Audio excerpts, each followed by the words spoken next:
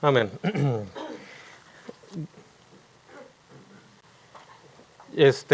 Mis hermanos, me da un gusto ver a muchos de ustedes que hicieron el tiempo y el propósito para venir a esta clase especial.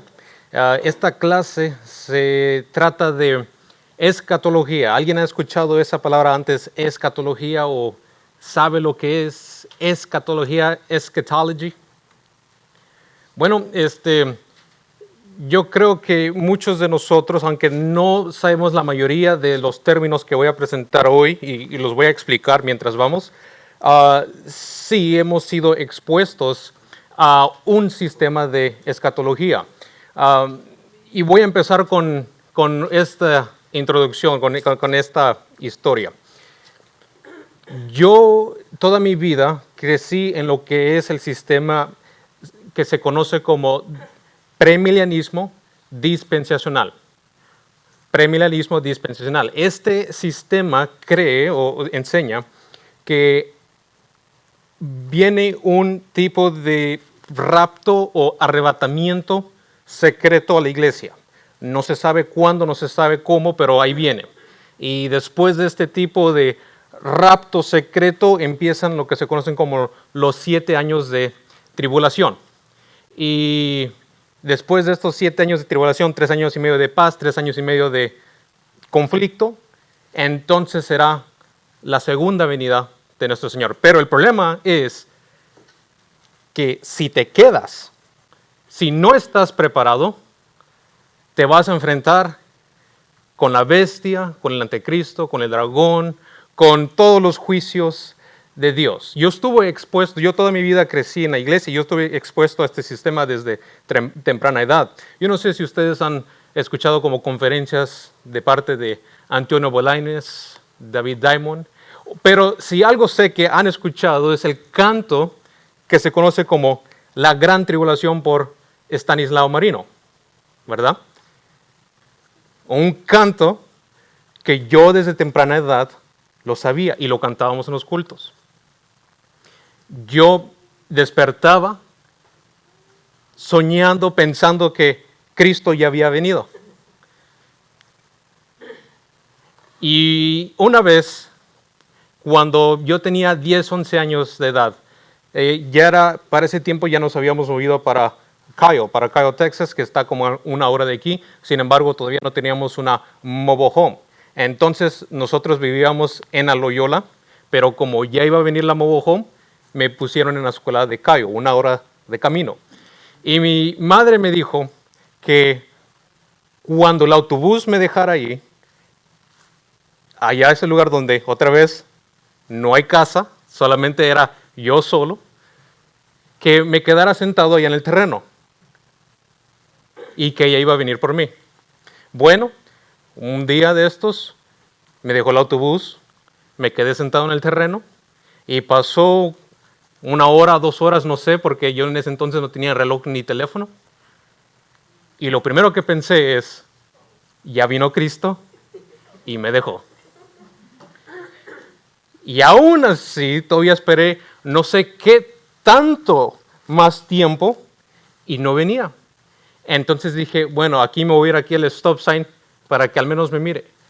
Me quedé dormido y cuando desperté todavía no estaba mi mamá. Y ahí es cuando dije, ya me quedé, voy a huir a los montes como se me fue enseñado. Oscureció y llegó mi mamá. Y cuando ella llegó, ella me dijo, es que tenía esta cita, hubo tráfico y esto y el otro. Pero yo todos los días, esa era mi realidad. Era un temor profundo de que sabía de que si yo le fallaba a Dios así, me iba a quedar. Y que tenía que pagar con mi vida. Esto es lo que se le ha enseñado a la iglesia hispana.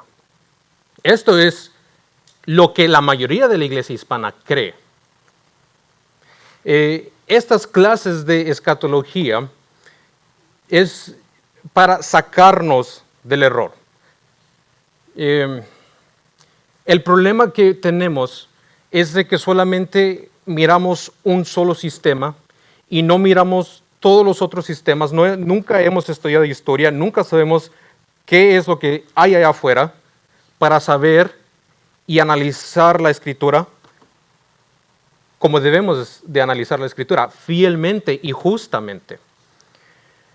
Nosotros que decimos que somos cristianos tenemos la obligación a ser lo más fiel a la Escritura.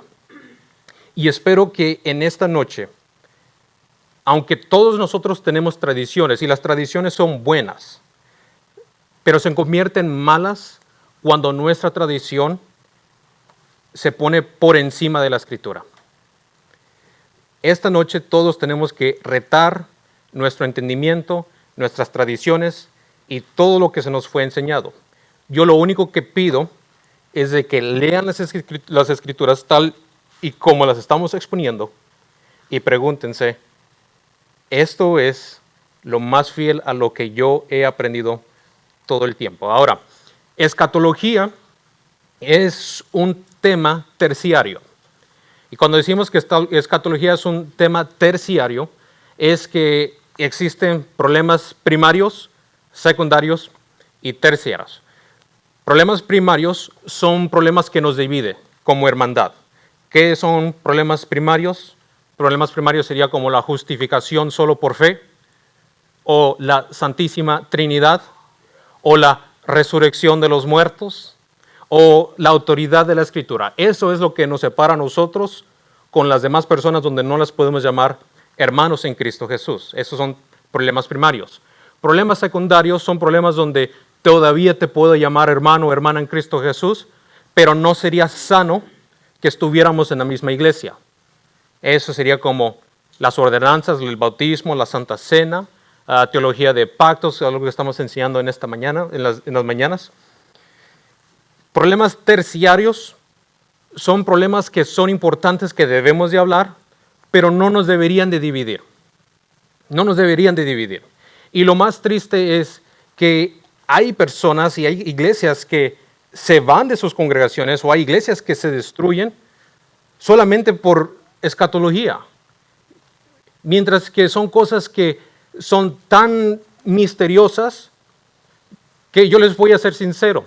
Si aún mi escatología, todo mi entendimiento, en el día que el Señor regrese por nosotros, me falle, yo no estoy en desacuerdo en cambiar mi escatología a medio aire. Pero lo que yo les voy a presentar va a ser esto: lo histórico, lo bíblico y lo doctrinal. Voy a presentar lo que es la posición histórica, la posición de la iglesia. Voy a hacerlo de una manera histórica, lo voy a hacer de una manera bíblica, ustedes lo van a ver en sus propias Biblias, y también lo voy a exponer de una manera doctrinal, donde nosotros tenemos que ver si nuestra escatología está en conflicto con las doctrinas que ya conocemos. Pero empecemos con esto. Las posiciones que hay. Existen 4 posiciones escatológicas. La primera posición es, y se conoce como premilenianismo histórico. Premilenianismo histórico. ¿Qué es el premilenianismo histórico? Premilenianismo, como lo dice la palabra, cree que primero va a ser la segunda venida, luego el milenio y luego el juicio. Eso es lo que se conoce como premilenianismo histórico. Entonces, si lo ponemos en una línea de tiempo, el premilenianismo histórico, ya se me acabó la tinta, en una línea de tiempo, primero es la segunda venida, luego el milenio, y luego sigue lo que es, perdón, lo estoy diciendo mal. Premilenianismo histórico enseña que existe una segunda venida, la segunda venida. En esta segunda venida ¿qué es lo que pasa en la segunda venida? ¿Todos conocemos eso? Me está fallando el español. En la segunda venida, ¿qué pasa en la segunda venida? Es donde la iglesia será levantada, ¿verdad? Esa es la segunda venida. Primero va a pasar la segunda venida, y luego el milenio, y luego el juicio eterno. Entonces, aquí tenemos el milenio. ¿Qué es lo que hacemos en el milenio?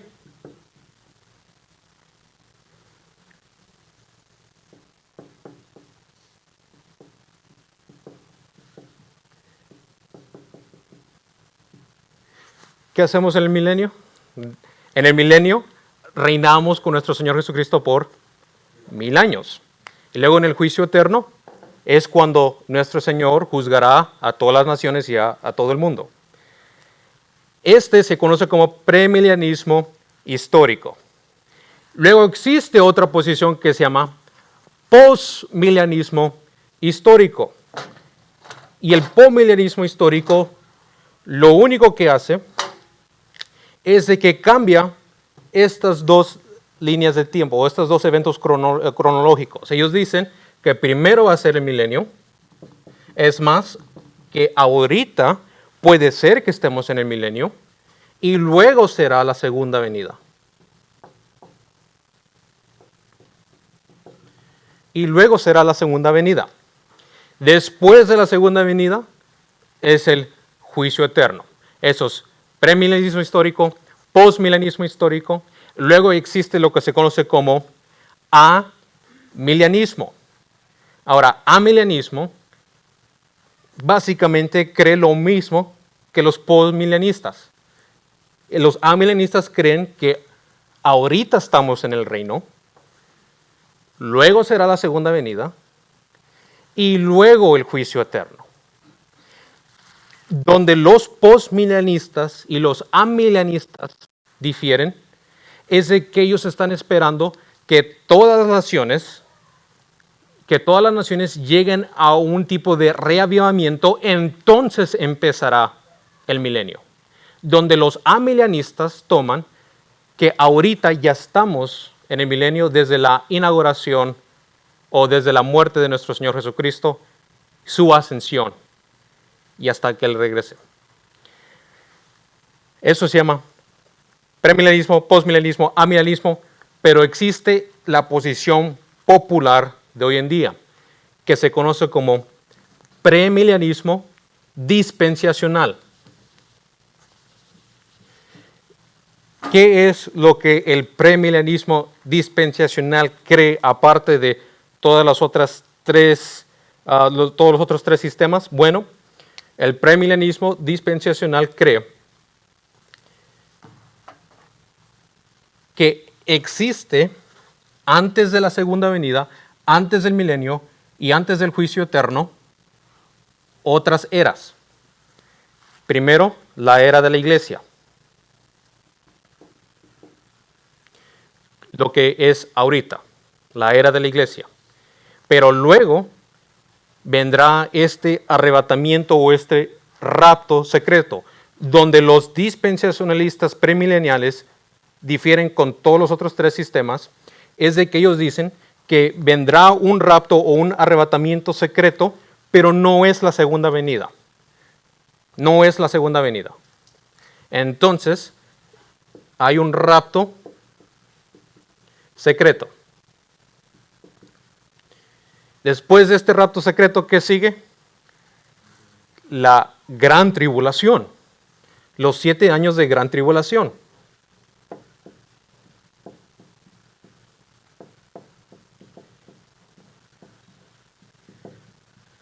Después de la gran tribulación, sigue la segunda venida. Después de la segunda venida, sigue el milenio. Y después del milenio, sigue el juicio eterno. Ahora, yo sé que mi letra y mi línea de tiempo no es la mejor, pero por eso les mandé a todos ustedes notas de estudiantes. Estamos entendiendo básicamente los 4 sistemas, o alguien está un poco confundido. Es importante entender al menos 2 de estos sistemas: premilenialismo dispensacionalista y el amilenialismo. El debate de toda la historia en la iglesia no fue cuándo es que hay un arrebatamiento secreto. Ese es el debate popular de hoy en día. Si primero va a ser el arrebatamiento secreto o si en medio de la gran tribulación va a haber este arrebatamiento secreto o si después de la gran tribulación va a ser este arrebatamiento secreto. Ese es el debate popular de hoy en día, pero ese no fue el debate histórico. El debate histórico, como lo están viendo en el nombre, es en dónde es el milenio. ¿Cuándo es el milenio? ¿Antes de la segunda venida? ¿Después de la segunda venida? Ese siempre ha sido el debate.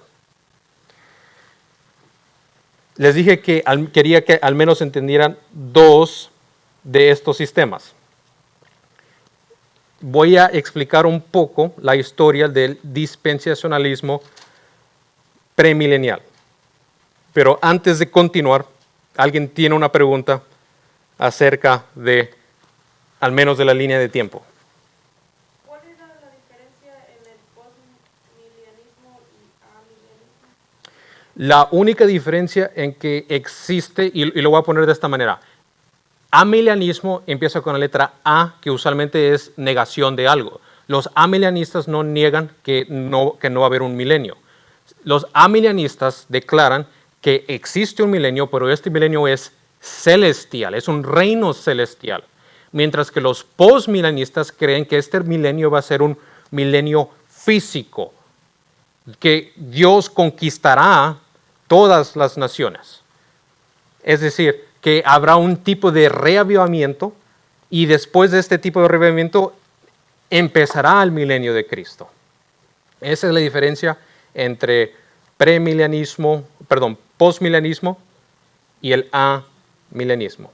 ¿Alguien tiene otra pregunta?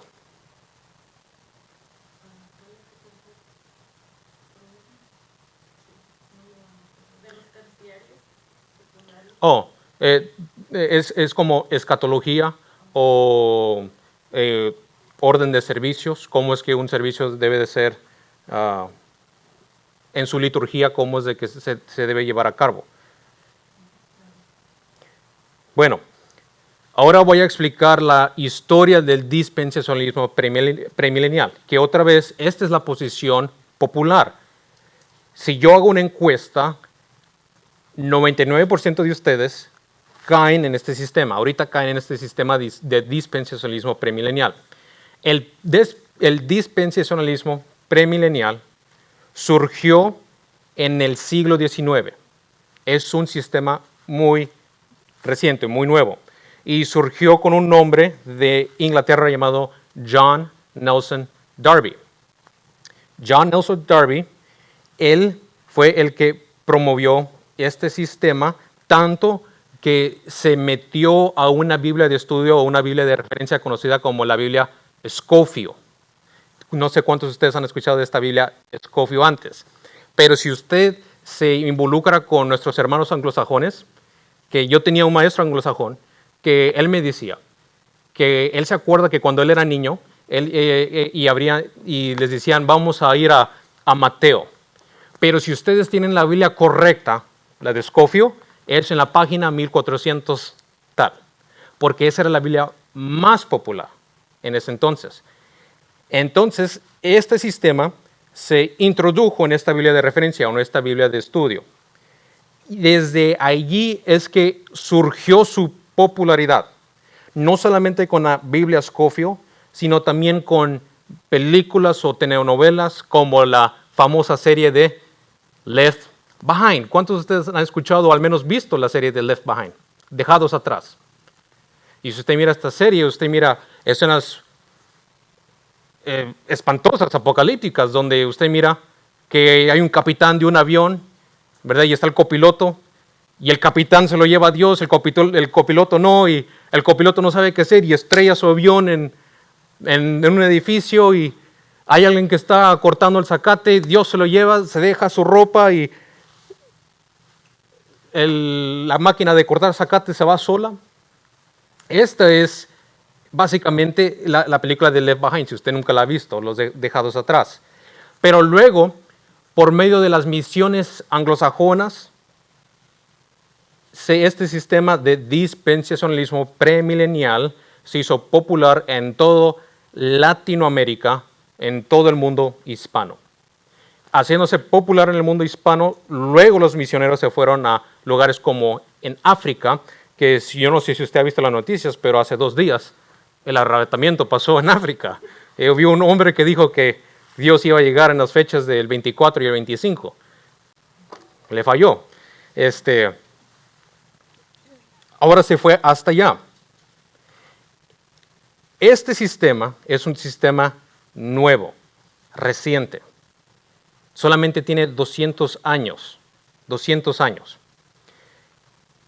A la oposición del sistema amilianista, que es la posición que les voy a presentar el día de hoy, esta posición tiene sus rutas hasta San Agustín de Hipona, que otra vez San Agustín de Hipona fue el teólogo más importante de la iglesia en el año 300.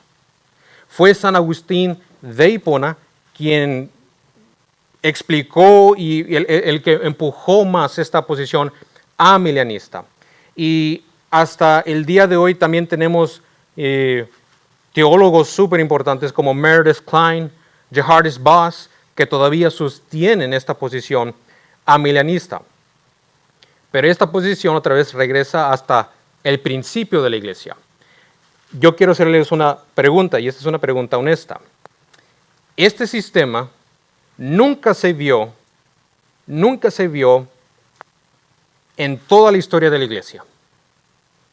Se vio lo que se conoce como el premilenianismo histórico, pero estas 3 etapas nunca se vieron en la historia de la iglesia. Por 1800 años la iglesia sostuvo otros sistemas. Voy a ser francos y honestos. ¿Cómo podemos decir que por 1800 años el Espíritu Santo le falló a la iglesia? Si este sistema no fue inventado, esa es la palabra más correcta, no fue inventado hasta ahorita, hace 200 años atrás. Ese es el problema histórico que tenemos que enfrentarnos en primer lugar. Es un sistema muy reciente. Entonces, dejando lo histórico, quiero pasar ahora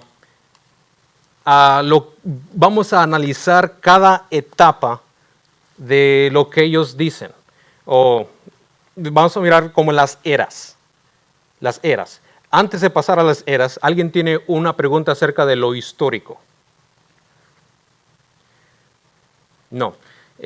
Historia de la iglesia es una de las partes que a mí más me fascina, no solamente porque tengo mi maestría en historia de la iglesia, sino porque es importante. Es importante saber historia de la iglesia. Yo creo que la mayoría de nosotros, nuestra historia de la iglesia llega hasta Gigi Ávila o hasta Billy Graham, pero no llega hasta allá más atrás. Es importante saber y entender y estudiar lo que la iglesia creyó por mucho tiempo. Pero bueno, entonces dejando historia de la iglesia, vamos a mirar las etapas. Quiero primero mirar lo que es la etapa de la iglesia. ¿Qué es el punto donde los dispensacionalistas premileniales se separan con los premilenialistas históricos? Bueno, ellos se separan en el punto de que ellos creen que la iglesia y el pueblo de Israel son 2 diferentes gentes o 2 diferentes pueblos. Israel es diferente que a la iglesia. Ellos lo sacan de capítulos como Daniel capítulo 9, versículo 24 y 27, donde yo invito que ustedes abran sus escrituras ahorita. Daniel 9, 24 y 27.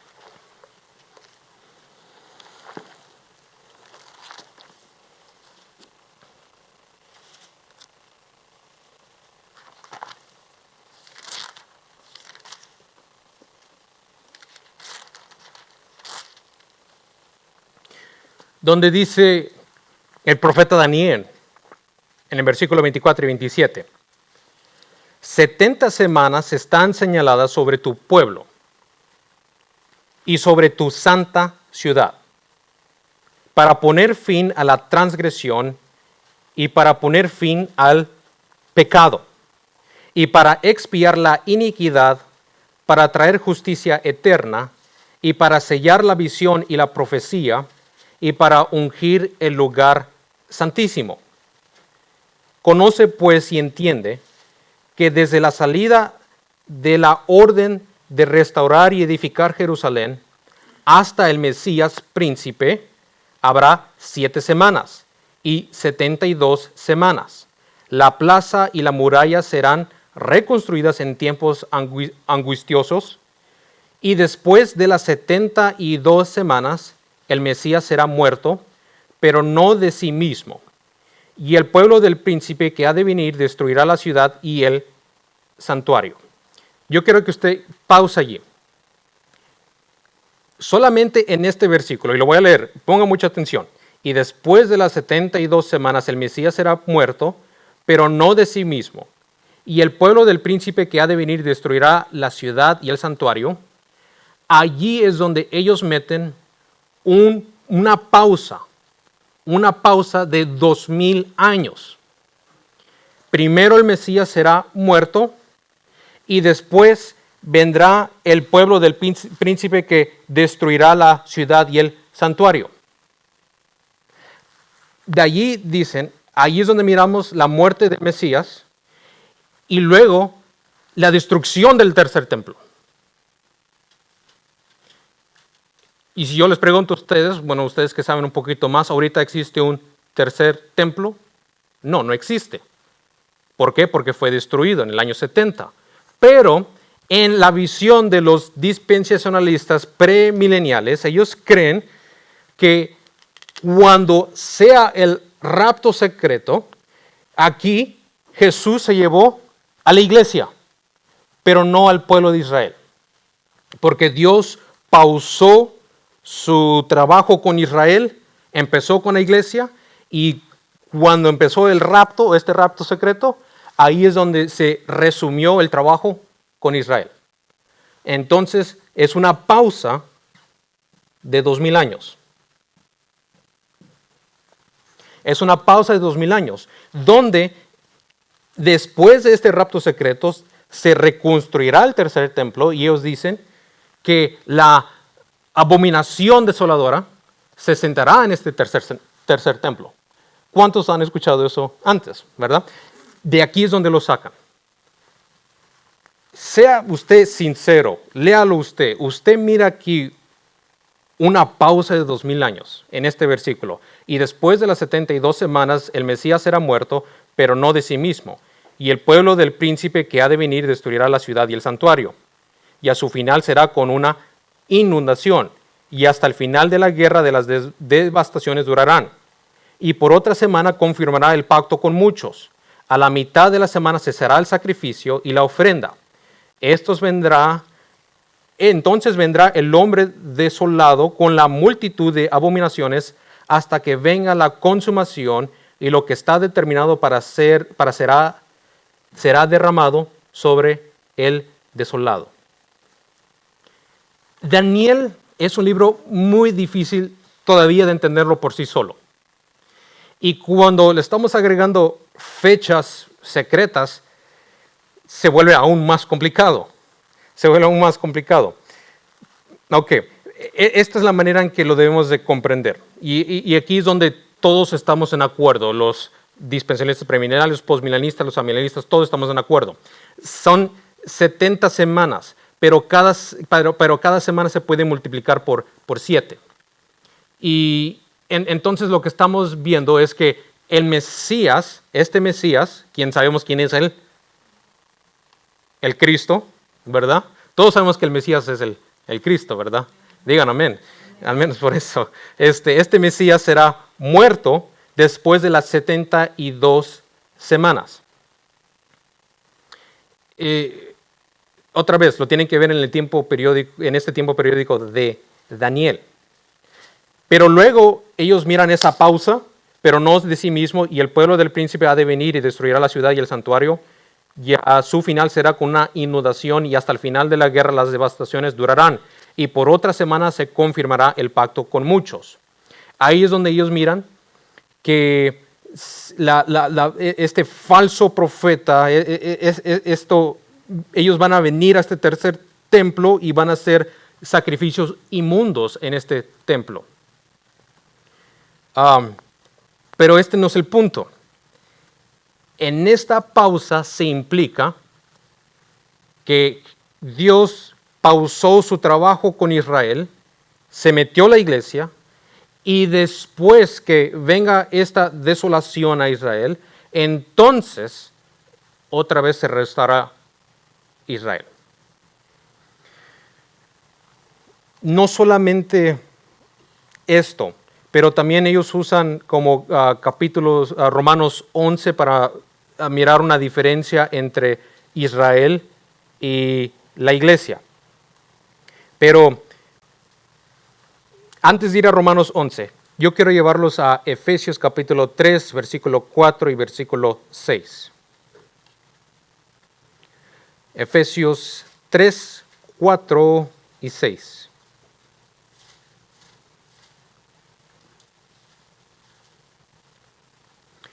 Yo quiero que escuche, y esto lo estoy sacando de la referencia de la Biblia Scofield. Esta es la Biblia del dispensacionalismo. Esta es la cita que puso C.I. Scofield en este pasaje de Daniel 9. El misterio aquí revelado es que los gentiles son coherederos y del mismo cuerpo. Este misterio no fue revelado en el Antiguo Testamento y constituye un nuevo propósito de Dios distintos de sus planes para Israel. Hablando de este misterio, ¿qué es este misterio? Efesios 3, 4 y 6, dice Efesios 3, 4 y 6. Leyendo lo cual podéis entender cuál es mi conocimiento en el misterio de Cristo. Un misterio que en otras generaciones no fue dado a conocer a los hijos de los hombres. ¿Cuál es el misterio de que Pablo está hablando? Otra vez. Lo cual podéis entender cuál es mi conocimiento en el misterio de Cristo. Entonces Pablo está hablando del misterio de Cristo.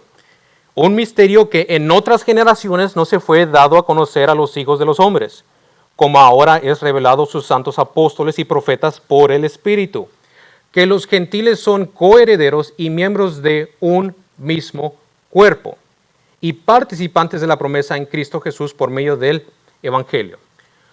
Lo que está diciendo C.I. Scofield, lo que acabo de citar, es algo que a mí me pone a dudar. Otra vez, escuche esto.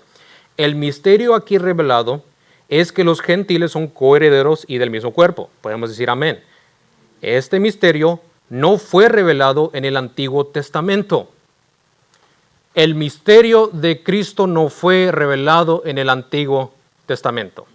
Lo que él está diciendo, y este es donde viene su nombre, de los dispensacionalistas, es de que Dios trató de diferentes maneras en las diferentes épocas con la humanidad. Dios trató con Adán y Eva de un modo, ellos fallaron, ese plan le falló a Dios, sigue con el otro plan que es el plan con Noé, ese plan le volvió a fallar, sigue con el otro plan que es el plan con Abraham, ese plan como que no duró mucho, fue ahora con Moisés, no duró mucho la ley porque la ley no podía salvar, quitó ese plan, se fue al plan davídico y se conoce como las dispensaciones, tiempo de inocencia, tiempo de ley, tiempo de gracia. C.I. Scofield lo que está diciendo aquí es que Cristo nunca fue revelado en el Antiguo Testamento, que el misterio de Cristo fue un plan y un propósito nuevo en el plan redentor de Dios, que Dios no sabía, bueno, Dios no era el plan de Dios presentar a Cristo con Adán y Eva, que no era el plan de Dios presentar a Cristo con Noé, o con Abraham, o con David, o con Moisés. Pero yo quiero llevarlos a la primera presentación de Cristo que se encuentra en Génesis 3:15, que muchos de nosotros ya lo tenemos hasta de memoria. ¿Qué dice Génesis 3:15? La maldición dada a la serpiente.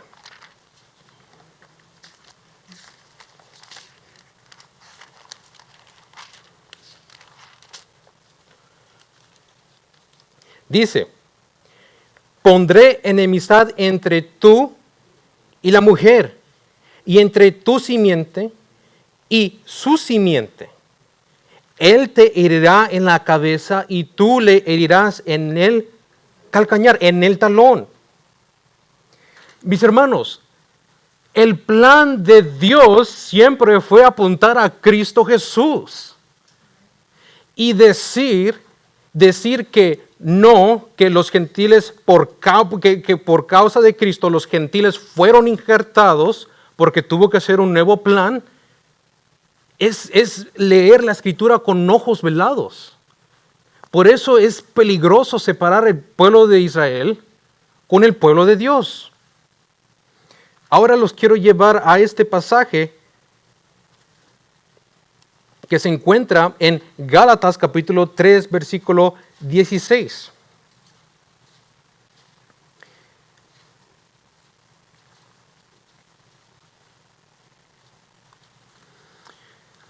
Donde ellos dicen, regresando hasta un punto, es necesario que Israel vuelva a tomar la tierra.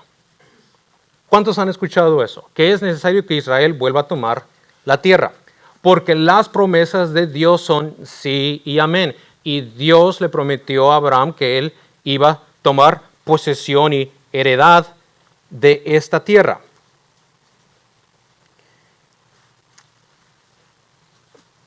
Hay un conflicto muy feo ahorita en el Medio Oriente, el conflicto entre Israel y Gaza y Palestina, donde yo estoy en acuerdo con todos los demás. Israel tiene el derecho de defenderse. Si una nación ataca a Israel, como cualquier otra nación, ellos tienen el derecho de defenderse. Pero nosotros somos la iglesia y a nosotros se nos dijo que no podemos llamar lo bueno malo, ni lo malo bueno. Hace unos días salió el general más grande de Israel y dijo que ellos estaban tratando de étnicamente limpiar Gaza. Y ellos cuando dicen que están tratando de étnicamente limpiar Gaza, es que están tratando de exterminar a cualquier persona que no es judía. Sea niño, sea mamá, sea papá, sea anciano, sea anciana, ellos los van a exterminar y hasta el día de hoy ellos han cometido crímenes de guerra. Donde van casa por casa y decapitan a niños, a niñas. Las violan, los queman vivos. Y cuando a la iglesia se le presenta este conflicto, la iglesia dice que son el pueblo de Israel. Es el pueblo escogido de Dios. Nosotros honestamente no podemos decir esas cosas. ¿Cómo es que podemos llamar crímenes de guerra como actos de defensa propia? ¿Por qué? Porque la iglesia tiene que estar separada con Israel, pero la iglesia ha puesto a Israel en un tipo de pedestal. ¿Por qué? Porque son los descendientes de Abraham y ellos tienen que retomar la tierra. Ellos tienen que retomar la tierra. Pero incluso el mismo Abraham sabía que esa tierra no era su destino final. Escuche lo que dice Gálatas capítulo 3, versículo 16. Dice Gálatas 3, 16. Y las promesas fueron hechas a Abraham y a su descendencia. Todos estamos de acuerdo hasta ahí. Todos los dispensacionalistas premileniales, los amilanistas y los postmilenialistas. No dice ya las simientes como si estuviera hablando de muchos, sino como de uno. Y a tu simiente que es Cristo Jesús. Entonces, ¿de dónde ellos sacan que Cristo Jesús no fue el plan redentor de Dios? No sé, yo no sé, mis hermanos, no sé cómo explicar esta visión de ellos. Vayamos ahora al versículo 28 y versículo 29, donde usted va a ver que no es un invento del hermano Chris, que la iglesia y Israel son la misma cosa. Dice Pablo ahora en Gálatas 3, 28 y 29.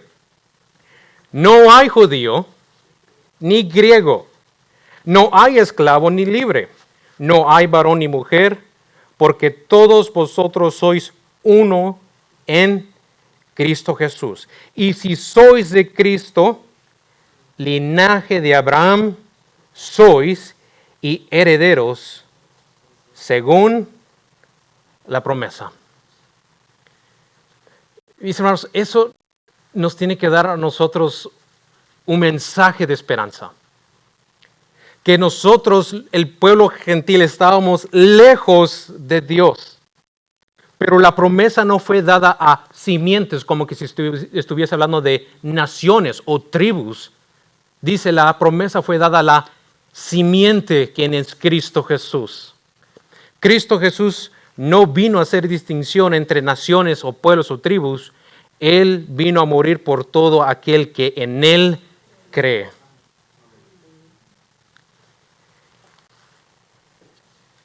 Regresando a Efesios 2, 14 y 16, escuche lo que dice esto.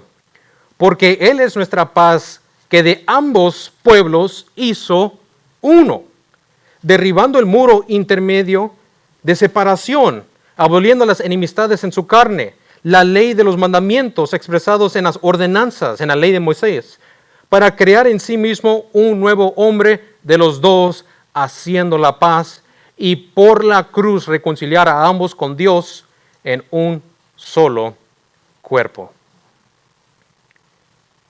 Pero este no es el único texto que ellos usan. Se me está acabando el tiempo, apenas vamos al primer punto. Vamos a Romanos capítulo 11, versículo 25. Ellos aquí usan este texto para enseñarnos que Israel nacional tiene un propósito con Dios. Dios no ha acabado con Israel nacional y todos ellos serán salvos. Romanos 11, 25 y 26 dice esto. Porque no quiero, hermanos, que ignoren este misterio, para que no sean sabios en su propia opinión, que a Israel le ha acontecido un endurecimiento parcial hasta que haya entrado la plenitud de los gentiles. Así todo Israel será salvo, tal como está escrito. Dice todo Israel será salvo, ¿verdad? Este es el problema, que ellos confunden Israel nacional con Israel espiritual. Porque Pablo en el capítulo 9 ya ha aclarado que no todos los que son de Israel son israelitas. Dice Pablo en el capítulo 9, versículo 1. Digo la verdad en Cristo, no miento, dándome testimonio a mi conciencia en el Espíritu Santo, de que tengo gran tristeza y continuo dolor en mi corazón, porque desearía yo mismo ser anatema, separado de Cristo por amor a mis hermanos, mis parientes según la carne, porque son israelitas a quien pertenece la adopción como hijos y la gloria, los pactos, la promulgación de la ley, el culto y las promesas, de quienes son los patriarcas y de quienes según la carne procede el Cristo, el cual está sobre todas las cosas, Dios bendito por los siglos. Amén.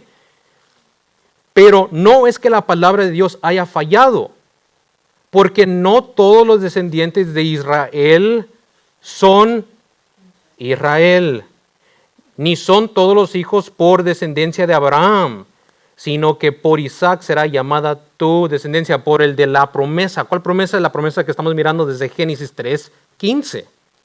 Entonces, querer tapar un capítulo, el capítulo 9, decir, no lo leímos, pero aquí en el 11 sí dice que todo Israel nacional será salvo, es contradecir la misma escritura. Por eso Pablo ya declaró en Efesios y en Gálatas que los que son de la promesa son los de la fe, los que tienen fe en Cristo Jesús. Estos son verdaderos hijos de Abraham. Incluso nuestro propio Señor Jesucristo condenó a los judíos diciéndole que Él puede levantar hijos de las piedras. ¿Por qué? Pensar de que alguien tiene un privilegio más cercano con Dios solamente porque nacieron en un terreno es ignorar el mensaje de Cristo Jesús, que solamente es por fe y no por obras, no por nacionalidad, no por tribus, por fe. Como me dijo mi papá hace mucho tiempo, no porque nací en establo significa que soy vaca. No porque nacieron en Israel significa que automáticamente son salvos. Mis hermanos, judaísmo sin Cristo es herejía. Porque todo el judaísmo apuntaba a Cristo Jesús desde el principio, desde la promesa dada a la mujer, desde Noé, desde Abraham, desde Moisés hasta David. Todo apunta al autor y consumador de la fe. De la fe. Entonces, ese es el primer problema que tenemos con este sistema dispensacionalista. Que la era de la iglesia, ellos pausan entre comillas, el pacto hecho con Israel o el plan hecho con Israel. La iglesia toma posesión ahora, pero la iglesia es raptada, es arrebatada. Y después Dios continúa su plan con Israel. Pero ahora nos toca hablar del segundo punto, que es este rapto secreto, el arrebatamiento secreto. Para eso quiero invitarlos a que abran sus escrituras a Mateo capítulo 23. Y cuando ya lo tengan, digan un fuerte amén.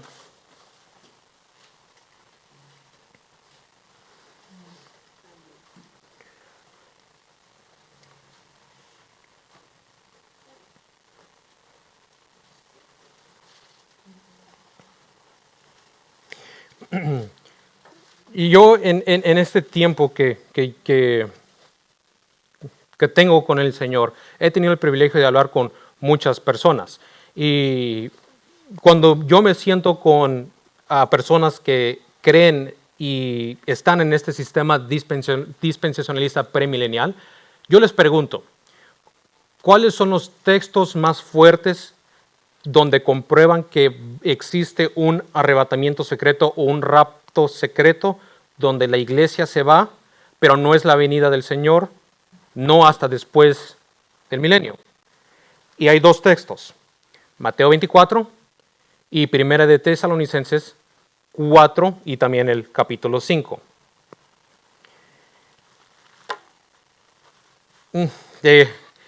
Había una razón por qué yo no quería hablar de escatología todo este tiempo, y es porque escatología es un punto muy controversial para muchas personas.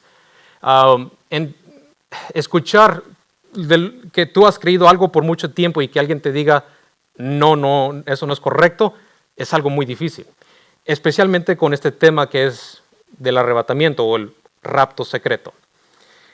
Yo les quiero decir, mis hermanos, que aparte de Hebreos 11, aparte de Juan 3:16, aparte de Mateo 18, otro texto que ha sido muy mal interpretado es Mateo 24. Es más, si usted está en un debate con un ateo, o si usted nomás mira un debate con un ateo, el texto más fuerte que ellos usan para ridiculizar el Evangelio es Mateo 24, donde ellos dicen, pues tú crees que Cristo iba a regresar por ti. Y aquí dice que todo esto pasará en esa generación. Y no pasó. Le falló a Jesús. Este es el texto que ellos más usan. Mi tarea ahora es elaborar que Mateo 24 nunca habla de un arrebatamiento secreto, sino está hablando del juicio de Dios contra Israel. Pero por eso quiero que empecemos, y aquí es donde vamos a hacer una exégesis. Vamos a ir versículo por versículo, explicar cada versículo para poder entender este texto. Mateo 23, versículo 37. Miren este contexto. Jerusalén, Jerusalén, la que mata a los profetas y apedrea a los que son enviados a ella. ¿Cuántas veces quise juntar a tus hijos como la gallina junta sus pollitos debajo de sus alas? y no quisiste.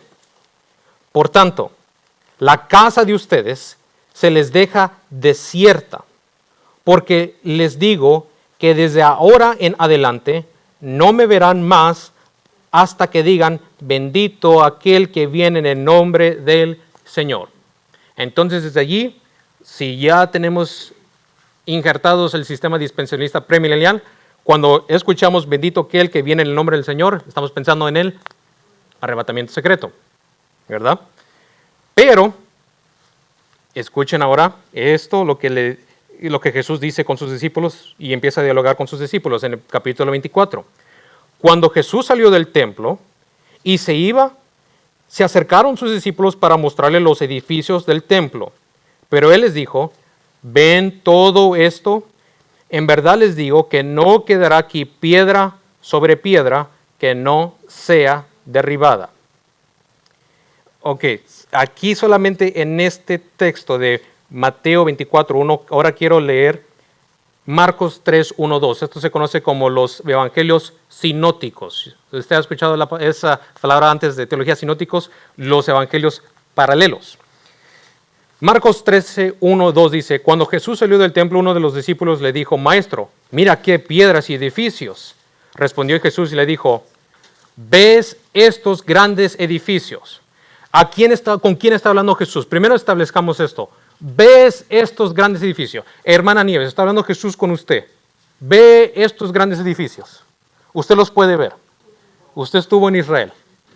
Claro que no. Aquí el contexto es que Jesús está hablando con sus discípulos. Él les dice, ¿pueden ver ustedes estos grandes edificios, estas grandes piedras? No quedará piedra sobre piedra que no sea derribada.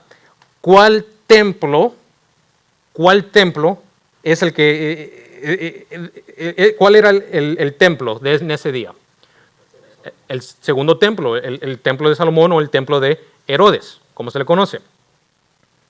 Jesús ya está hablando del juicio que vendrá contra este templo. Y si seguimos adelante, ahora Mateo 24:3 dice esto. Estando Jesús sentado en el monte de los olivos, se acercaron a él los discípulos en privado y le preguntaron, dinos, ¿cuándo sucederá esto? ¿Y cuál será la señal de tu venida y de la consumación de este siglo? ¿Alguien tiene otra Biblia, la Reina Valera? ¿Cómo dice la Reina Valera en el versículo 3? Y estando él sentado en el monte de los olivos, los discípulos se le acercaron aparte, diciendo, dinos cuándo serán estas cosas y qué señales habrá de tu venida y del fin del siglo. ¿Y del fin de qué? Del siglo. El problema es que si lo leemos con otros tipos de lentes, cuando leemos cuándo será el fin, automáticamente estamos pensando del fin del mundo. Del fin del mundo. Y lo asociamos el fin del mundo con, dinos cuándo pasarán estas cosas, esa es la primera pregunta. ¿Cuál será la señal de tu venida? Esa es la segunda pregunta. ¿Y cuándo será el fin de este siglo? Los apóstoles, los discípulos no estaban viendo, de ellos no les interesaba el fin del mundo. Ellos estaban tratando de ver, tratando de entender cuándo será el fin del tiempo judío.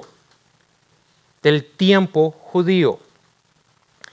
Ahorita vamos a entrar en lo que es en esta vida o en este tiempo y el venidero. Yo creo que lo hemos escuchado muchas veces cuando Jesús les dice a sus apóstoles que cualquier blasfemia contra el Espíritu Santo no será perdonada en esta vida y en la venidera. Jesús habla de dos tiempos, esta vida y la venidera. Y tenemos que clarificar qué es esta vida, qué es este tiempo. Los discípulos, los que estaban viendo aquí, era el fin del tiempo judío o el fin de los siglos, el fin del templo. Jesús responde a estas preguntas. Pero antes de ir a estas preguntas, yo quiero ahora leer del Evangelio sinótico, Lucas 21:7, que dice, y ellos le preguntaron diciendo, Maestro, ¿cuándo será esto? ¿Y qué señal habrá cuando estas cosas estén a punto de suceder? Ellos no estaban viendo 2000 años en el futuro, a punto de suceder. ¿Cuándo va a suceder en este tiempo? Jesús les responde, Mateo ahora 24, versículo 4 hasta el 8. Dice, Jesús les respondió, tengan cuidado, que nadie los engañe, porque muchos vendrán en mi nombre diciendo, yo soy el Cristo, y engañarán a muchos. Ustedes van a oír de guerras y rumores de guerras. Cuidado, no se alarmen, porque es necesario que todo esto suceda, pero todavía no es el fin, porque se levantará nación contra nación y reino contra reino, y en diferentes lugares habrá hambre y terremotos, pero todo esto es solo el comienzo de dolores. Jesús, respondiéndole a las preguntas de los apóstoles de ese tiempo, primero dice, tengan cuidado, que nadie los engañe, porque vendrán muchos en mi nombre diciendo, yo soy el Cristo. Si hay un falso Cristo, ¿cómo es que se le conoce en la terminología bíblica? A un falso Cristo. ¿Cómo? Un falso Cristo, ¿cómo se le conoce en términos bíblicos? Anticristo. Vendrán muchos anticristos. Esta es la pregunta. ¿Está Jesús hablando de un anticristo, una persona misteriosa, o ya habían anticristos en ese tiempo? ¿Cómo sabemos que ya habían anticristos en ese tiempo? Primera de Juan capítulo 2, versículo 18. ¿Qué dice Primera de Juan 2, 18? Hijitos, el postrer tiempo, el tiempo del fin de qué otra vez, no del mundo, del siglo, es ahora. Y como habéis oído que el anticristo viene, así también ahora sí han levantado muchos anticristos. En eso sabemos que es el postrer tiempo. También Pedro dice lo mismo, segunda de Pedro capítulo 2, versículo 1, que lo estudiamos hace 3 semanas atrás. Pero también, bueno, no hemos entrado en el capítulo 2, perdón, le voy a robar el estudio al hermano Luis.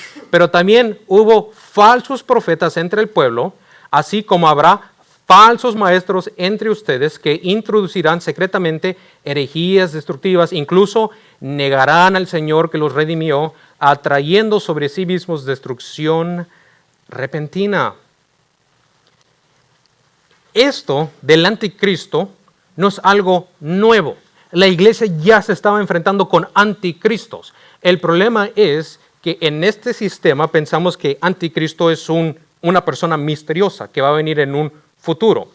Sin embargo, Jesús, respondiendo a la pregunta del fin de ese mundo, dice, vendrán muchos en mi nombre diciendo que yo soy el Cristo y engañarán a muchos. También van a oír de rumores de guerra.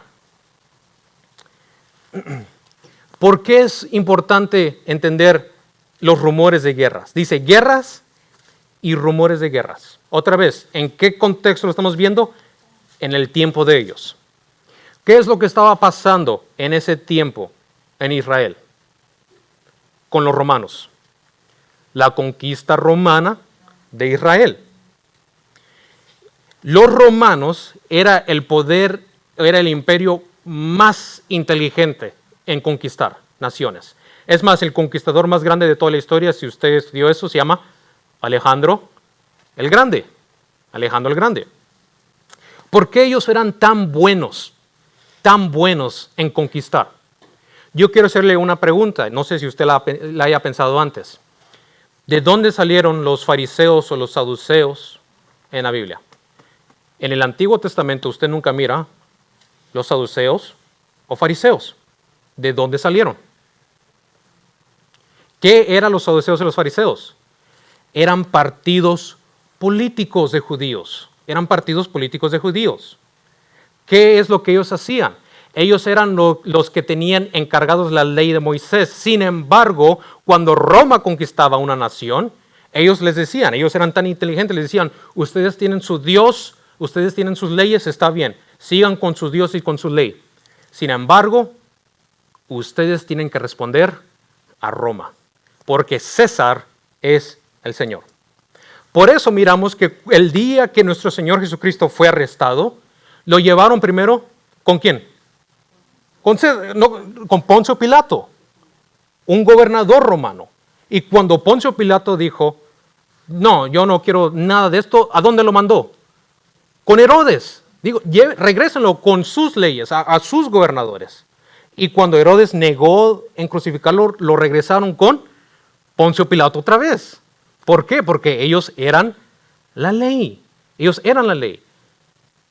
Esto, en término histórico, se llama Pax Romana. Pax Romana o paz romana. Ellos iban a nación, por nación, conquistaban todas las naciones, pero ellos instituían paz. Metían paz para que luego el pueblo no se les levantara. Para que el pueblo no se los levantara y los sacaran a ellos. Por eso Poncio Pilato fue puesto allí, en esa ciudad, para traer paz. ¿Y cuál era el problema de Poncio Pilato? Que si él no cedía a los judíos, él sabía que se le iba a voltear la canica, que se les iban a voltear. Entonces por eso él cedió a crucificar al Señor de gloria.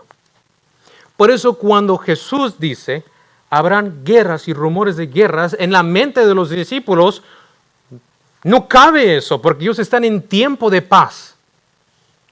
Si yo le dijera, hermana, yo sé que el fin ya viene, y usted me pregunta cómo, el fin ya viene porque habrá un tiempo donde la gasolina esté como a $2.50. ¿Eso le ayuda a usted en algo? Claro que no, porque la gasolina ya está a $2.50. Ya está a $2.50, no hace sentido. Y cuando nosotros leemos esto y miramos, hay guerra en Ucrania, hay guerra allá en Israel, hay guerra aquí en este lugar, nos da miedo, diga, ya viene Jesús. Pero porque lo ignoramos en el tiempo, en el contexto histórico y en el contexto exegético. Es más, quiero leer lo que dijo Josefo, un general de Israel en el tiempo de la guerra, donde él dice que habla de sediciones, habla de paz con los judíos, que no fue hasta el año 66 que él dice, cuando se estalló la gran rebelión de los judíos. También dice Tácito, que es un general romano, en su historia 5.9 dice, hubo guerras frecuentes y rumores de guerras. Tácito, un general romano, está, ¿cómo se dice?, repitiendo lo mismo que nuestro Señor Jesús dijo. Entonces, pero Jesús les dice, habrá todo esto, pero no será el fin. Ahora, ¿fin de qué? Otra vez, ¿fin de qué? Vayan conmigo a Hechos capítulo 2, versículo 16 y 17. Nos vamos a adelantar un poquito para poder tomarnos un break. ¿Fin de qué? Hechos 2, 16, 17. Dice el apóstol Pedro en su primer discurso. Pero esto es lo que dice el profeta Joel. Y en los postreros días, dice Dios, derramaré mi espíritu sobre toda carne, y vuestros hijos y vuestras hijas profetizarán. Tus jóvenes verán visiones y tus ancianos soñarán sueños. Pedro no está diciendo, algún día vendrán los últimos días. Él dice, en los postreros días, esto es lo que va a pasar. Y esto es lo que miramos en el nacimiento de la iglesia en el día del Pentecostés. También 1 de Juan 2:18 dice, hijitos, el postrer tiempo es ahora. Y como habéis oído que el anticristo viene, así también ahora se han levantado muchos anticristos. Por tanto, sabemos que el postrer tiempo es ahora. Por eso, si usted habla con personas, especialmente personas que le fascina mucho este tema, le dice, hermano, ya estamos en los postreros tiempos. Mi respuesta siempre es la misma. Hemos estado en los postreros tiempos desde el día del Pentecostés. Desde el día del Pentecostés. En este contexto, el fin No está hablando del fin del mundo, porque Pedro no dijo, ya estamos en el fin del mundo. Juan no dijo, sabemos que ya estamos en el fin del mundo por el anticristo. No, el fin de los tiempos, el fin del siglo. Entonces, con esos ojos, mis hermanos, es que los tenemos que ver. Rapidito regresemos a Mateo 24, versículo 9. Dice Mateo 24, versículo 9. Entonces los entregarán a tribulación y los matarán y serán odiados de todas las naciones por causa de mi nombre. Muchos se apartarán de la fe entonces y se traicionarán unos a otros y unos a otros se odiarán. Se levantarán muchos falsos profetas y muchos engañadores, y debido al aumento de la iniquidad, el amor de muchos se enfriará. Pero el que persevere hasta el fin, ese será salvo. Y este evangelio del reino se predicará en todo el mundo como testimonio a todas las naciones, y entonces vendrá el fin. Vayan conmigo a Mateo capítulo 10, rápido. Mateo capítulo 10, y escuche este paralelo. Mateo 10, versículo 17. Dice Mateo 10, versículo 17.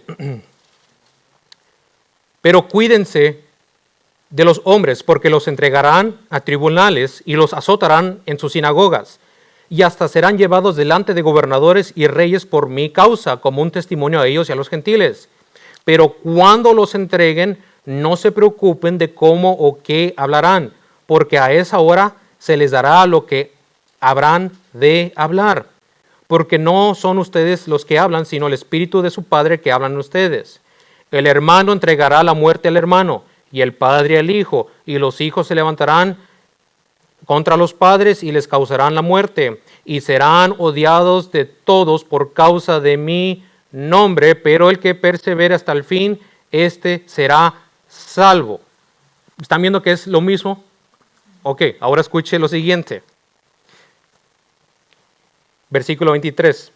Pero cuando los persigan en esta ciudad, huyan a la otra, porque en verdad les digo que no terminarán de recorrer las ciudades de Israel antes que venga el Hijo del Hombre. ¿Con quién está hablando Jesús?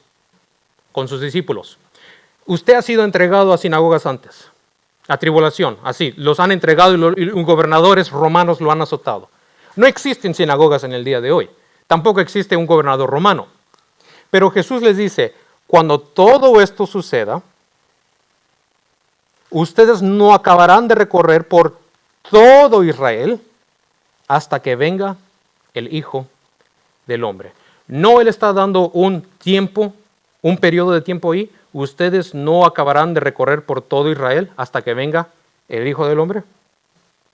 Entonces, ¿cuándo pasó la venida del Hijo del Hombre?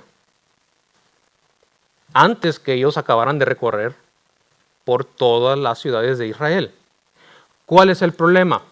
Que nosotros asociamos la venida del Hijo del Hombre con este arrebatamiento o rapto secreto. Pero la venida del Hijo del Hombre no está hablando de un rapto, está hablando de juicio. La venida del Hijo del Hombre, cada vez que se usa en Escritura, nunca se menciona ningún rapto o arrebatamiento secreto, está hablando de juicio. Es más, hasta en el Antiguo Testamento cuando dice que Dios, que Jehová vendrá, escuche Isaías 19:1, profecía sobre Egipto, he aquí el Señor cabalga sobre una nube ligera y entrará en Egipto y los ídolos de Egipto temblarán delante de él y desfallecerá el corazón de los egipcios dentro de ellos. Dice Jehová viene en una nube. Ahorita existe un imperio de Egipto. ¿Esto pasó o pasará en el futuro? Ya pasó. Miqueas 1:3-4, porque aquí Jehová sale de su lugar y descenderá y hollará las alturas de la tierra y los montes debajo de él se derritirán y las valles se partirán como cera delante del fuego, como las aguas que corren por un precipicio. Este es Jehová hablando acerca del juicio que traerá sobre Samaria y Jerusalén. Entonces, si lo asociamos con Mateo 10 y lo asociamos con Mateo 24, la venida del Hijo del Hombre es juicio. ¿Juicio de qué? ¿Qué es lo que Jesús le dijo a los judíos y a sus apóstoles al principio? ¿Ven todas estas piedras? No quedará ninguna de ellas. Ese es el juicio de que él estaba hablando, de la destrucción del templo. Ahora, dice aquí, y hay algo que tenemos que también reconciliar, porque aquí en el 24 dice que ellos predicarán, dice el versículo 14, y este evangelio del reino será predicado en todo el mundo como testimonio a todas las naciones, y entonces vendrá el fin. Y aquí es donde los dispensacionalistas premileniales dicen, el evangelio no se fue predicado en todo el mundo. Entonces aquí este fin no está hablando del fin del siglo, sino el fin del mundo. El problema es que aquí otra vez mundo, la palabra griega no es cosmos, sino está hablando del mundo romano, porque la palabra griega se puede expandir a mundo nacional. Mundo nacional. Es más, Pablo habla de lo mismo en Colosenses 1:23, escuche lo que dice Pablo. Y el evangelio que habéis oído, el cual se predica en toda la creación que está debajo del cielo, de la cual yo, Pablo, fui hecho ministro.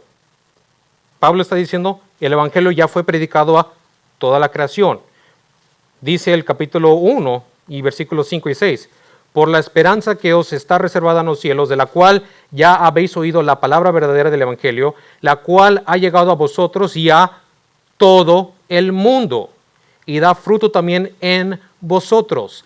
Entonces aquí esta palabra mundo no es cosmos, pero es nación. Es nación. Dice nuestro Señor, y si lo asociamos con Mateo 10, que cuando ellos serán entregados a la sinagoga, serán azotados por ellos no terminarán de recorrer por todas las ciudades de Israel cuando venga la venida del Hijo del Hombre. Y aquí dice, la venida del Hijo del Hombre es el fin, pero ¿el fin de qué? El fin del tiempo judío. Seguimos adelante, lo hacemos más rápido. La abominación de la desolación, versículo 15. Por tanto, cuando ustedes vean la abominación de la desolación, de que se habló por medio del profeta Daniel, colocada en el lugar santo, y el que lea, que entienda, entonces los que estén en Judea, huyan a los montes, y los que están en azotea no baje a sacar las cosas de su casa, y el que esté en el campo no vuelva atrás a tomar su capa. Pero hay de los que están en cinta y de los que están criando en aquellos días. Oren para que la huida de ustedes no sea en invierno ni en día de reposo. Ya está ahí, paremos hasta ahí. Cuando ustedes vean que la abominación de la desolación se siente en el templo, como dijo el profeta Daniel, entonces huyan a los montes. Este es el evangelio sinóptico. Escuche lo que dice Lucas. Pero cuando veas a Jerusalén rodeada de ejércitos, sabed que ha venido su destrucción. Entonces los que estén en Judea huyan a los montes y vayan los que estén en medio de ella, y los que estén en el campamento no entren en ella, porque estos son días de retribución para que se cumplan todas las cosas que están escritas. En Mateo dice que cuando vean la abominación de la desolación sentada en el templo, o que esté en el templo, que entre en el templo, pero Lucas dice, cuando ustedes vean que los ejércitos rodeen a Jerusalén. ¿Qué es la abominación desoladora? Los que conocen un poquito del sistema dispensacionalista premilenial, ¿qué es lo que siempre se asocia con la desolación, la abominación de la desolación? Que ellos dicen que, acordémonos, después del rapto secreto, se instituye otra vez la nación de Israel, ellos regresan al templo, reconstruyen el templo, el anticristo se sienta en el templo. Sin embargo, Lucas no dice y no habla de un anticristo que se sienta en un templo. Dice, cuando vean rodeada a Jerusalén los ejércitos. La desolación abominadora, mis hermanos, es la destrucción del templo por medio del Imperio Romano que pasó en el año 70. Algo que ya pasó. Es más, dice Josefo, que hasta los escalones se robaron esos ingratos. Se robaron los escalones. Y entraron al templo y en el templo empezaron a sacrificar marranos. ¿Por qué eso es una abominación, sacrificar marranos? Porque no era el sacrificio que Dios quería para él. Marranos era algo inmundo.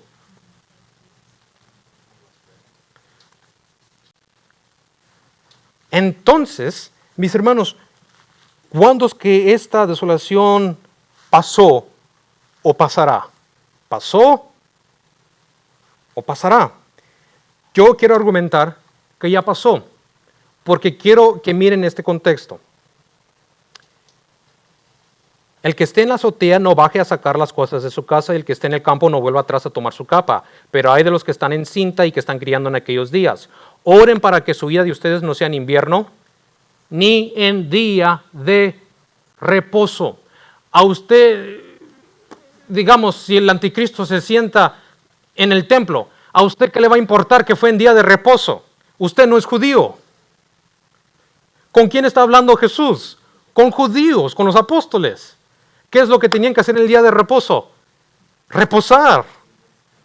Por eso les dice, oren que su salida no sea en invierno o en día de reposo. Y si lo miramos en el contexto que se nos presenta desde el principio, otra vez, esta destrucción es para ellos. La destrucción es para el pueblo judío, para el pueblo de Israel. Y Jesús les está diciendo, huyan. No regresen, huyan. Es más, otra vez regresando a Josefo habló de que los únicos que sobrevivieron en la desolación de Jerusalén fueron aquellos que creían en un profeta llamado Jesús. Desde el principio se les dijo que cuando miraran los ejércitos rodeados a Jerusalén, que no vayan adentro de la ciudad. ¿Por qué alguien entraría dentro de la ciudad? Otra vez, la ciudad es donde están las torres fuertes, donde están los muros, donde si hay no sé cómo se dice en español, pero si hay un siege, si miran un ejército, todo el mundo va a entrar a querer protegerse. Sin embargo, Jesús les dijo, no entren allí, huyan a los montes y serán salvos de esta desolación. Serán salvos de esta desolación.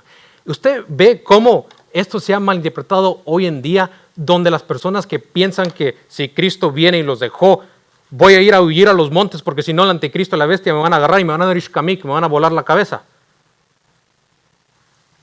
No en este contexto, mis hermanos. No en este contexto. Entonces seguimos adelante, versículo donde estamos, 15 otra vez. Esto, mis hermanos, es lo que se conoce como la gran tribulación. Todo dispensacionalista premilenial dice que esto es la gran tribulación. Claro, esta es la gran tribulación que ya pasó. Que ya pasó. ¿Cómo sé que ya pasó? Versículo 22. Si aquellos días no fueron acortados, nadie se salvaría, pero por causa de los escogidos, aquellos días serán acortados. Entonces, si alguien les dice, miren, aquí está el Cristo o allí está, no le crean, porque se levantarán falsos cristos y falsos profetas y mostrarán grandes señales y prodigios para así engañar, de ser posible, aún los escogidos. Vean que se los he dicho de antemano. Por tanto, si les dicen, miren, Él está en el desierto, no vayan. O miren, Él está en las habitaciones interiores, no les crean. Porque así como el relámpago sale del oriente y resplandece hasta el occidente, así será la venida del Hijo del Hombre. Donde está el cadáver, allí se juntarán los buitres. Porque así como el relámpago sale del oriente y resplandece hasta el occidente, así será la venida del Hijo del Hombre. Y allí es donde empieza otra vez esta idea de un arrebatamiento secreto. Otra vez, ¿cuál es el contexto? Él les está hablando de una destrucción que va a suceder en ese tiempo y les dice que como relámpago que sale del oriente y resplandece. Mi hermana Nieves, le voy a hacer una pregunta. Usted que es muy inteligente. Digamos, si yo me quiero esconder de alguien, ¿voy a tener una luz que resplandece o no? Digamos, si yo quiero guardar un secreto, ¿voy a dejar ser escuchado por las personas? Y cuando hay un arrebatamiento secreto, ¿qué es lo que se está implicando en este arrebatamiento secreto? Que ninguna de las personas inconversas escucharán las trompetas, que solamente los escogidos escucharán las trompetas. Y como un relámpago, vendrá el Hijo del Hombre y no saben ni cómo vino y cómo pasó, pero se fueron. Y en este canto de la gran tribulación miramos que hay una hija y una mamá pensando, ¿en dónde? Hay una hija buscando a su mamá diciendo, ¿en dónde está mi mamá? Hay un esposo buscando a su familia y diciendo, ¿dónde está mi familia? Es algo secreto, ¿verdad? Pasó y todo el mundo está confundido. El problema es este. Porque así como el relámpago sale del oriente y resplandece. Cuando algo resplandece, ¿es algo notorio o es algo secreto? Lo que Jesús está diciendo en este contexto es de que esta destrucción se va a ver. La van a ver todos. Por eso dice en el versículo 28, donde está el cadáver, allí se juntarán los buitres. ¿Cuáles buitres? ¿De qué está hablando?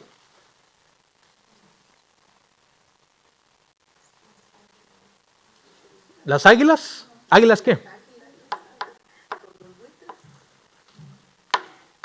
Mis hermanos, yo creo que con esto usted, si nunca lo ha pensado de esta manera, ahorita se le va a explotar la mente. ¿Cuál es el signo romano? ¿Cuál es el signo romano? Un águila. Un águila. Si esto estuviera hablándose de un arrebatamiento secreto, ¿cómo es que reconcilian? ¿O de qué está hablando el versículo 28? Donde está el cadáver, ahí se juntarán los buitres. Si el versículo 27 está hablando de un arrebatamiento secreto de la iglesia, ¿qué tiene que ver el versículo 28? Está medio esquizofrénico Jesús. ¿De dónde sacó? De donde está el cadáver, allí se juntarán los buitres. Está hablando de donde están los muertos, los cadáveres, ahí se juntarán los romanos. Los romanos. ¿Existen romanos en el día de hoy? No. Seguimos adelante, la gran tribulación. Pero inmediatamente después de la tribulación, esa es la gran tribulación, esa es la tribulación. El sol se oscurecerá, la luna no dará luz, las estrellas caerán del cielo y las potencias de los cielos serán sacudidas. Entonces aparecerá en el cielo la señal del Hijo del Hombre, y todas las tribus de la tierra harán duelo y verán al Hijo del Hombre que viene sobre las nubes del cielo con gran poder y gran gloria. Ok. En este pasaje, y si encuentro mis notas, aquí es donde los dispensacionalistas premileniales preguntan, y es una buena pregunta, si todo esto ya sucedió, ¿cuándo es que miramos estas señales apocalípticas cósmicas? Que el sol se oscureció, la luna no dio su luz y las estrellas cayeron del cielo. Ese es otro problema, el problema de interpretación. Los dispensacionistas premileniales toman todo hiperliteralmente, que significa que todo lo agarran literalmente, mientras que los demás sistemas usan sistemas de interpretación que se conoce como preterismo parcial, se conoce como simbolismo.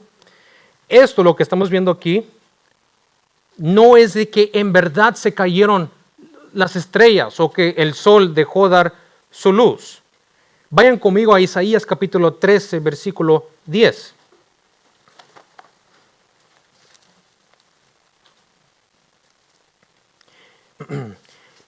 Y todos ustedes en sus Biblias tienen, ¿cómo se puede llamar? Como subtítulos. ¿Alguien me puede leer cuál es el subtítulo del 13 o cuál es el título del 13? ¿Qué dice el 13? Profecía sobre Babilonia. Babilonia. ¿Existe un imperio babilonio ahorita? No. Ok, escuche lo que dice 13:11. Perdón, 13:10. No, es más, empecemos del 9. Miren, el día del Señor viene. Otra vez, el día del Señor no se está refiriendo a un arrebatamiento secreto, es juicio. Cruel con furia y ardiente ira, para convertir en desolación la tierra y exterminar de ella sus pecadores. ¿Cómo? ¿De qué manera? Pues las estrellas del cielo y sus constelaciones no destellarán su luz, se oscurecerán el sol al salir y la luna no irradiará su luz. Castigaré el mundo por su maldad y a los impíos por su iniquidad. También pondré fin a la arrogancia de los soberbios y abatiré el orgullo de los despiadados. Si usted lee todo esto está hablando de un juicio mundial de Dios o el juicio de Dios contra Babilonia.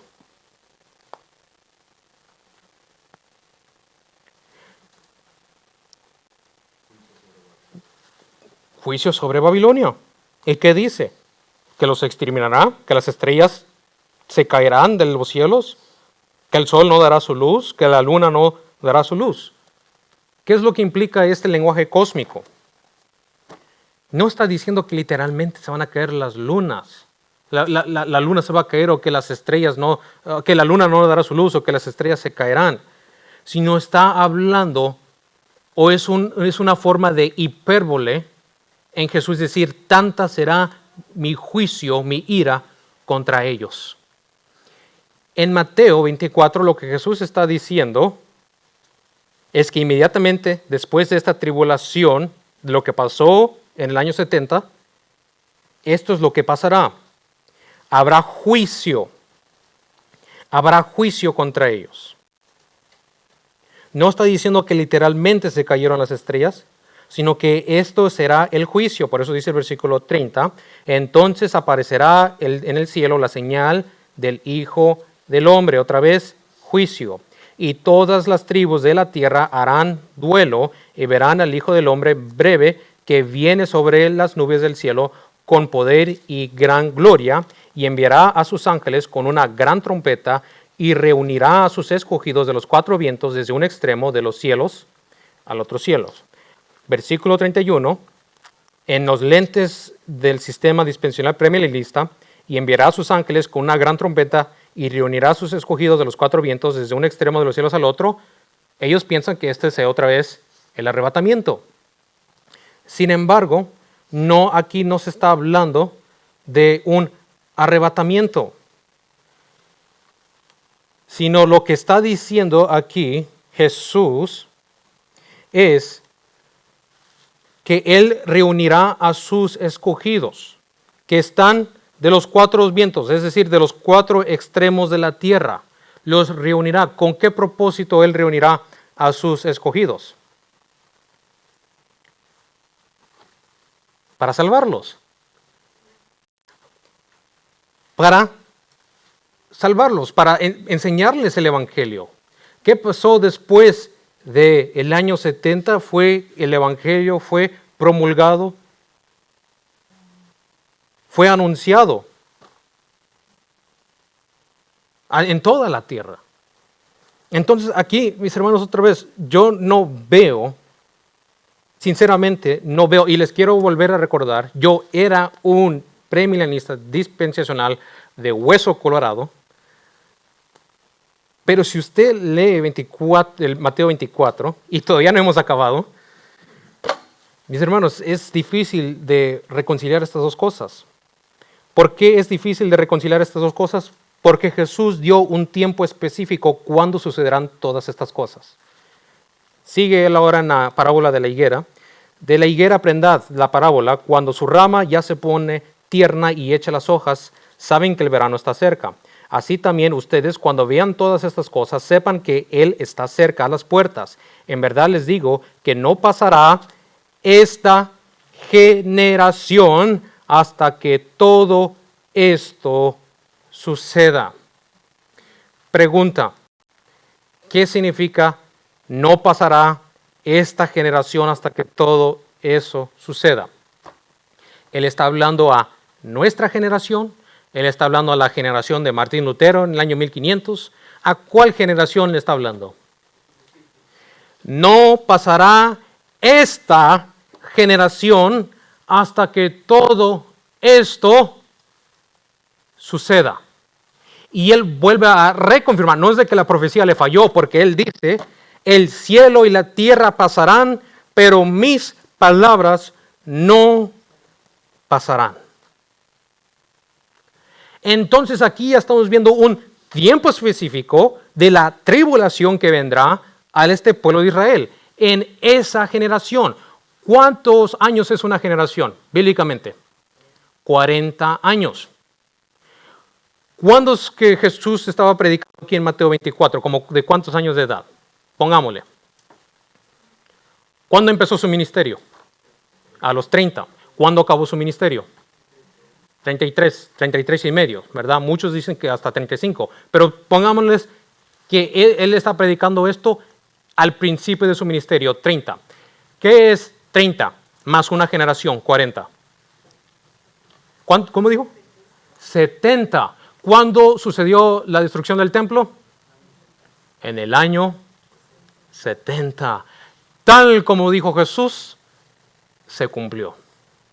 No, otra vez, no está hablando de un arrebatamiento secreto, no está hablando de una gran tribulación que pasará después de un rapto secreto, está hablando de la destrucción del templo.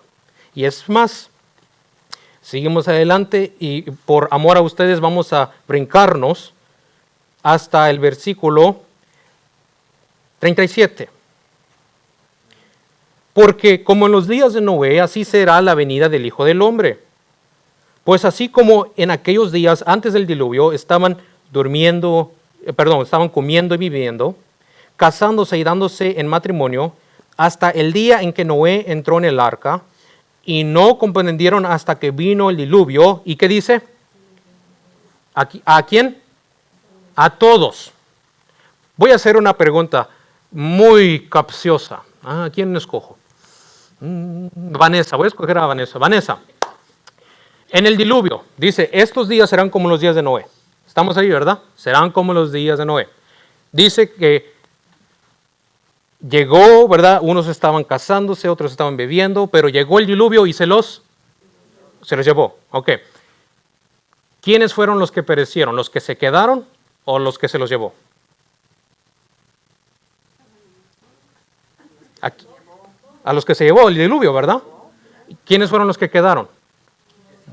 Noé y su familia. ¿Cuántos eran? 8 con Noé, ¿verdad? 8 con Noé. Ya le quitamos un punto al hermano Luis.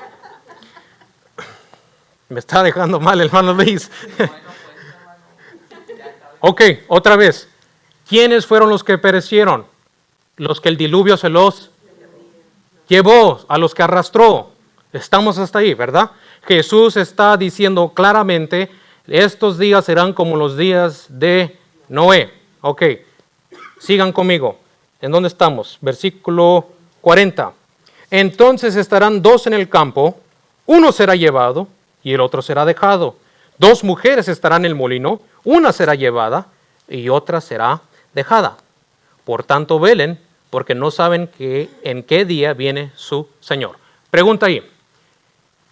En estas novelas o teleseries de Left Behind, ¿quiénes son los que perecieron? En este arrebatamiento secreto, ¿quiénes son los que son salvos? Cuando dice aquí que 2 estarán en el campo, 1 será llevado, otro será dejado. ¿Quiénes son los salvos? Los que se van, ellos dicen, los que se los llevaron.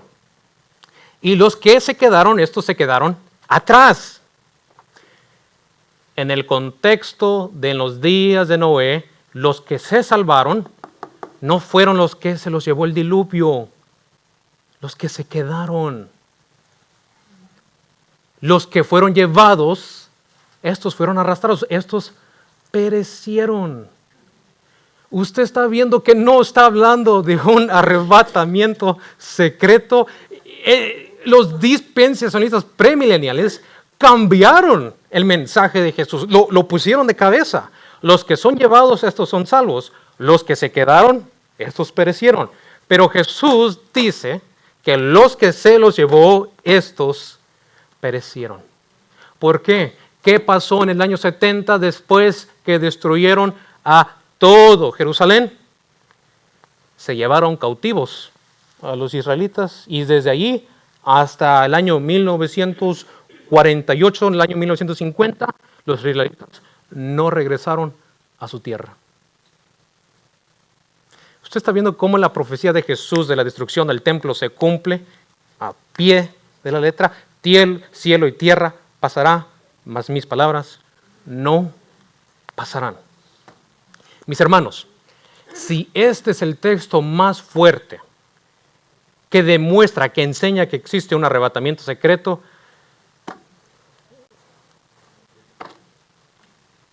en serio, no sé qué decir. No sé qué decir. Usted tiene que leer la Escritura. No crea lo que el hermano Chris está diciendo. Vaya y busque. Lea historia. Lea más Biblia. Busque lo que está diciendo aquí y usted va a ver por su propia cuenta que ha sido engañado hasta el día de hoy. Ha sido engañado hasta el día de hoy. El otro texto, que es Primera de Tesalonicenses, lo vamos a tocar que regresemos de este pronto break. Pero antes de ir a este pronto break, ¿alguien tiene una pregunta acerca del texto de Mateo 24? Usted puede hacer cualquier pregunta que usted quiera. ¿Alguien tiene una pregunta? ¿Una duda de Mateo 24? Mis hermanos, eso es lo que acabamos de ver, se llama exégesis.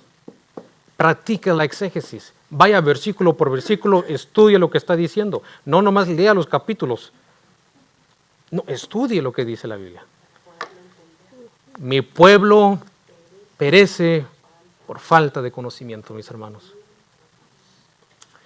Bueno, vamos a un pronto break. ¿Cuánto va a ser el break? ¿1 minuto, 2 minutos?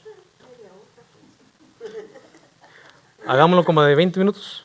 Vamos a un pronto break de 20 minutos. Tomen refresco, coman. Pero cuando escuchen, coman y beban. Pero cuando escuchen que el día del Señor viene, huyan, dice. Pero si no lo escuchamos, ya nos quedamos. No, nos quedan fritas. Bueno, mis hermanos, regresamos aquí a las 9:20. 9:20.